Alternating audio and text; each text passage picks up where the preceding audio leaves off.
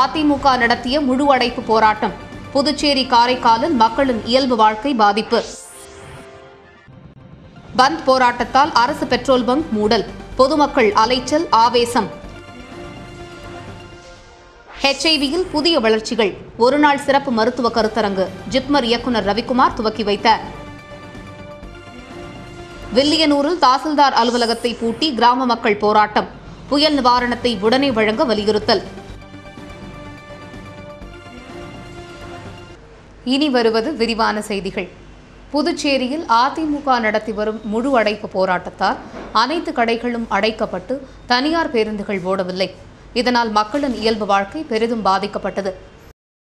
இலங்கை தமிழர்களுக்கு ஆதரவாக புதுவை அரசு சிறப்பு சட்டமன்றத்தை கூட்டி தீர்மானம் நிறைவேற்ற வேண்டும் என வலியுறுத்தி புதுவையில் முழு அடைப்பு போராட்டத்திற்கு அதிமுக அழைப்பு விடுத்திருந்தது.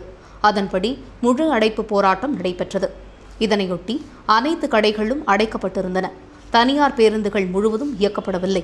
ஒரு சில அரசு பேருந்துகள் மட்டும் போலீஸ் பாதுகாப்புடன் இயங்கின. அனைத்து தொழிற்சங்கங்களும் ஆதரவு அளித்ததால் ஆட்டோக்கள், டெம்போக்கள் இயங்கவில்லை. காய்கறி மற்றும் மீன் மார்க்கெட்டுகளும் இயங்கவில்லை. முழு அடைப்பு போராட்டத்தால் பிரச்சினைகள் ஏதும் நடைபெறாமல் இருக்க மாநிலம் முழுவதும் பலத்த போலீஸ் பாதுகாப்பு ஏற்பாடுகள் செய்யப்பட்டுள்ளது. இதேபோல் காரைக்காலிலும் அதிமுகவின் அழைப்பிற்கு இணங்க பந்த் போராட்டம் அமைதியான முறையில் நடைபெற்றது. காரைக்கால் முழுவதும் கடைகளும் வணிக நிறுவனங்களும் மூடப்பட்டிருந்ததால் நகரமே வெறிச்சோடி கிடந்தன. போலீஸ் பாதுகாப்புடன் சில பேருந்துகள் மட்டுமே இயங்கப்பட்டதால் மக்களின் இயல்பு வாழ்க்கை பாதிக்கப்பட்டது.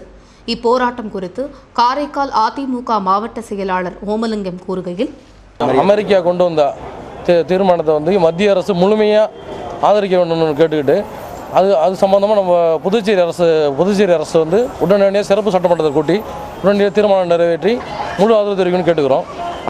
இதனிடையே இலங்கைக்கு எதிரான தீர்மானத்தை புதுச்சேரி அரசு ஆதரிக்க வலியுறுத்தி அனைத்திந்திய இளைஞர் பெருமன்றமும் மாணவர் பெருமன்றமும் ராஜா தியேட்டர் சந்திப்பில் ஆர்ப்பாட்டம் நடத்தின. பந்த் போராட்டத்தில் அரசு பெட்ரோல் பங்க் மூடப்பட்டதால் பொதுமக்கள் அலைச்சல் அடைந்ததுடன் சிலர் ஆவேசத்துடன் ஊழியர்களிடம் சண்டை போட்டனர். புதுச்சேரியில் அதிமுக நடத்திய பந்த் போராட்டம் காரணமாக பெரும்பாலான தனியார் கல்வி நிறுவனங்கள் மற்றும் வர்த்தக நிறுவனங்கள் இயங்கவில்லை. அதே நேரத்தில் அரசு நிறுவனங்களும் அரசு கல்வி நிறுவனங்களும் வழக்கம் போல் இயங்கின. தொழிற்சங்கங்களின் ஆதரவு காரணமாக ஆட்டோ, டெம்போக்கள் ஓடாததால் இருசக்கர வாகனங்களையே மக்கள் நம்பியிருந்தனர். இதற்காக பெட்ரோல் நிரப்ப வந்த பலரும் பெட்ரோல் பங்குகள் மூடி கிடந்ததால் அவதிப்பட்டனர். அரசின் பெட்ரோல் பங்குகள் திறந்திருக்கும் என நம்பி வந்தவர்களுக்கு ஏமாற்றமே காத்திருந்தது. அரசு பங்குகளில் பெட்ரோல் போடாததால் ஆவேசத்தில் சிலர் ஊழியர்களிடம் சண்டை போட்டனர். இன்னைக்கு பாண்டிச்சேரி மொத்தம் ஸ்ட்ரைக்குன்னு போது பார்த்தா தனியார் பங்க்லாம் ரன்னிங் ஆகுது. கவர்மெண்ட் பங்க் ரன்னிங் ஆகலை. டீசல் பெட்ரோல் எதுவும் போடவில்லை. கேட்டாக்கா என்னென்னா ஸ்ட்ரைக்குங்க அதனால் போட விட சொல்கிறாங்க சொல்கிறாங்க. நாங்கள் லாரி ஓட்டுற டிரைவருங்க. நான் அப்படி பார்க்கும்போது நாங்கள் டீசல் பிடிக்கலான்னு வந்தால் டீசல் இல்லைன்னு சொல்லிட்டாங்க. இப்போ இன்றைக்கி எங்களுக்கு சம்பளம் கிடையாதுங்க. இன்றைக்கி டீசல் போட்டு நாங்கள் வண்டி ஓட்டினா தான் எங்களுக்கு சம்பளம் தருவாங்க ஓனருங்க. அப்படின்னு அதே மாதிரி பார்க்க போனால் நிறைய பேர் ஸ்கூலுக்கு போவாங்க. இந்த கவர்மெண்ட் ஸ்கூல் இருக்குது, ஹாஸ்பிட்டல் இருக்குது, எல்லாமே இருக்குது. கவர்மெண்ட் எல்லாமே இருக்குது. பங்கு மட்டும் போட மாட்டேறாங்க. கவர்மெண்ட் பங்கில் அரசாங்க நிறுவனன்றதால தான் இங்கே தேடி வராங்க. பஸ் இயங்கலை அரசாங்க நிறுவனத்தை எல்லாம் தேடி வராங்க. தேடி வந்தனால இந்த எல்லாருமே பாதிப்பு உண்டாகிறாங்க. அரிசி வீட்டில் அரிசி வாங்க வந்தாங்க. அரிசி வண்டி ட்ரையாக நின்று போச்சு. இதுமாதிரி பப்ளிக் பொதுமக்கள் ரொம்ப பாதிக்கிறாங்க. நீங்கள் அரசாங்கம் இதுக்கு ஒரு சரியான முடிவு எடுக்கணும். அரசு பேருந்துகளை போலீஸ் பாதுகாப்புடன் இயக்கியதைப் போல் பெட்ரோல் பங்குகளையும் அதிகாரிகள் திறந்து வைத்திருந்தால் வாக்களித்த மக்கள் அரசை வாழ்த்தியிருப்பார்கள் என்பதில் ஐயமில்லை. HIVயில் புதிய வளர்ச்சிகள் என்ற தலைப்பிலான ஒருநாள் மருத்துவ சிறப்பு கல்வி கருத்தரங்கினை ஜிப்மர் இயக்குநர் ரவிக்குமார் துவக்கி வைத்தார். ஜிப்மர் நுண்ணுயிரியல் துறையும் எய்ட்ஸ் கட்டுப்பாட்டு வாரியமும் ஒருங்கிணைந்து HIVயில் புதிய வளர்ச்சிகள் குறித்த ஒருநாள் தொடர் மருத்துவ கல்வி நிகழ்ச்சியை நடத்தின. இந்நிகழ்ச்சி ஜிப்மரின் சூப்பர் ஸ்பெஷாலிட்டி பிரிவில் உள்ள கருத்தரங்கு மன்றத்தில் நடைபெற்றது. காலை 9 மணிக்கு ஜிப்மர் இயக்குநர் ரவிக்குமார் கருத்தரங்கினை துவக்கி வைத்தார். பல்வேறு துறைகளில் இருந்து சிறந்த பேச்சாளர்கள் விரிவுரை வழங்கினார்கள்.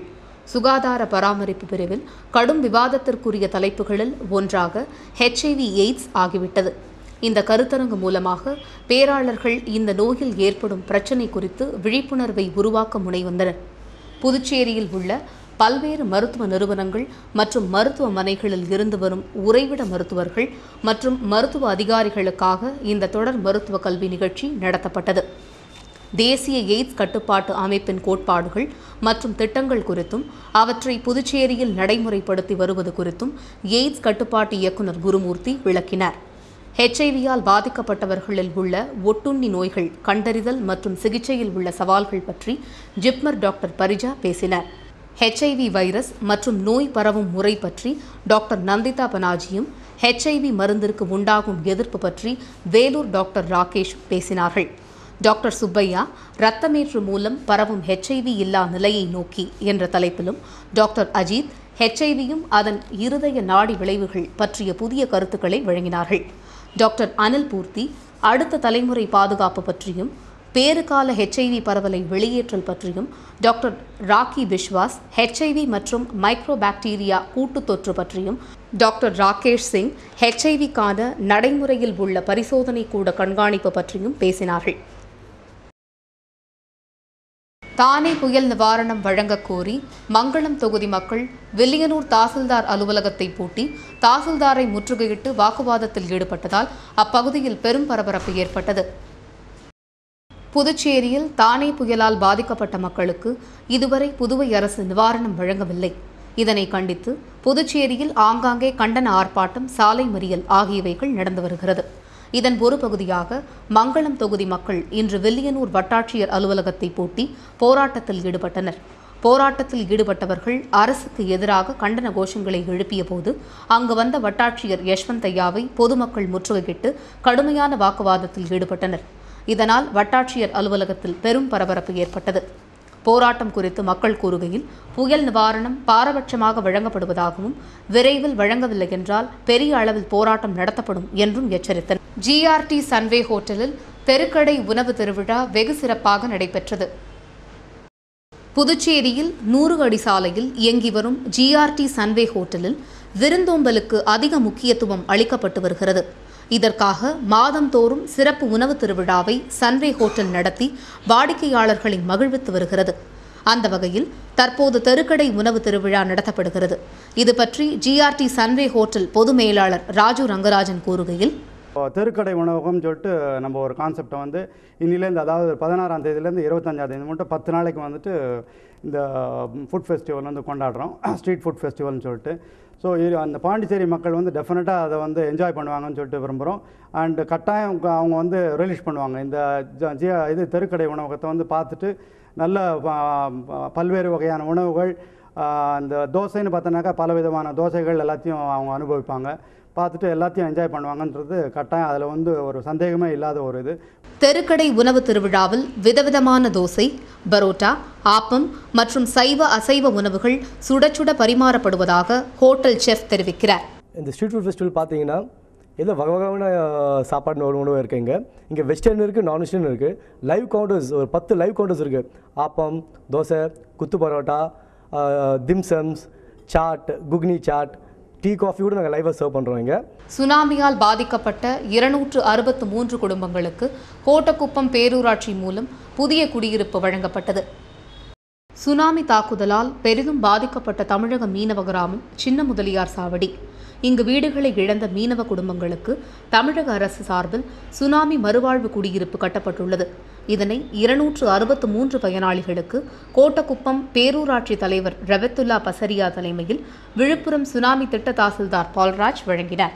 இந்நிகழ்ச்சியில் பேரூராட்சி துணைத் தலைவர் சாந்தா கணேசன், கவுன்சிலர் தேவராஜ், குடிசை மாற்று உதவி பொறியாளர் தவமணி ஆகியோர் கலந்து கொண்டனர்.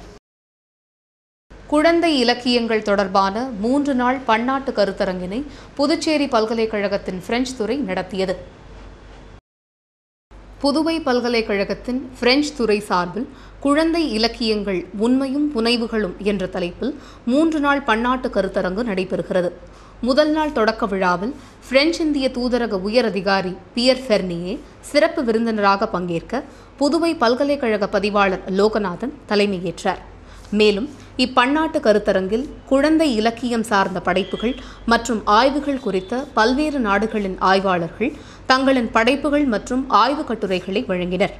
3 நாட்கள் நடைபெறும் இக்கருத்தரங்கில் 2 நாட்கள் அமர்வுகள் பிரெஞ்சு மொழியிலும் ஒருநாள் அமர்வு ஆங்கில மொழியிலும் நடைபெறும் என்பதை கருத்தரங்க பொறுப்புக்குழு தெரிவித்துள்ளனர். இதனிடையே பாரதிதாசன் மகளிர் கல்லூரியில் லேடி என்ற இதழினை உயர்கல்வித்துறை இயக்குநர் பன்னீர்செல்வம் வெளியிட்டார். பாரதிதாசன் அரசு மகளிர் கல்லூரியில் உலக மகளிர் தினம் பொருளாதாரத்துறை சார்பில் நடத்தப்பட்டது. இதில் உயர்கல்வித்துறை இயக்குநர் பன்னீர்செல்வம் பங்கேற்று லேடி என்ற இதழினை வெளியிட்டார். நிகழ்ச்சியில் கல்லூரி முதல்வர் சவுந்தரவள்ளி, துறை தலைவர் வரலட்சுமி, பேராசிரியர் வேல்முருகன் ஆகியோர் பங்கேற்றனர். பாரதியார் பல்கலைக்கூடத்தில் நுண்கலை மாணவர்களின் ஓவிய கண்காட்சியை சபாநாயகர் சபாபதி துவக்கி வைத்தார். அரியாங்குப்பத்தில் இயங்கி வரும் புதுச்சேரி அரசின் பாரதியார் பல்கலைக்கூடத்தில் நுண்கலை துறையின் 3ஆம் ஆண்டு மாணவர்கள் ஓவிய கண்காட்சியை அமைத்துள்ளனர். இதனை சபாநாயகர் சபாபதி துவக்கி வைத்தார். விழாவில் அமைச்சர் தியாகராஜன், ஜான்பால் கல்லூரி முதல்வர் பால் ராஜ்குமார், பேராசிரியர் சிற்பி ஜெயராமன், பல்கலைக்கழக நுண்கலை இயக்குநர் குணசேகரன் ஆகியோர் கலந்து கொண்டனர்.